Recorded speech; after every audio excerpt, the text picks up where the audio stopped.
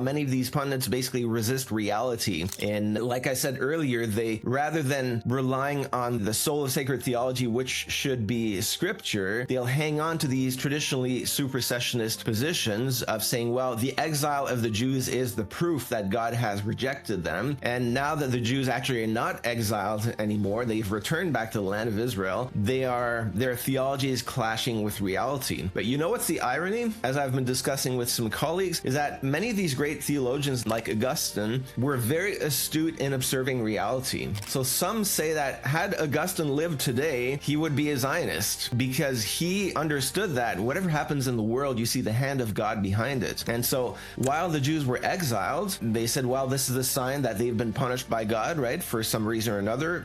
Many said because they rejected Christ. But then if you see the Jews being ingathered, then you can't change reality, so you have to adjust your theology and say, well, what is God doing? And you know, they would connect with all the prophecies of God returning his people back home to the land of Israel. So that's the irony, that many of these supersessionists, they cling to Augustine and they cling to the most supersessionist of third church fathers. But if those church fathers lived today, I'm not sure they would go in that direction, because they were primarily biblical theologians. And I think they would have a healthy sense of realism of saying, well, if the Jews are coming back to the land of Israel, then what is God doing among this movement?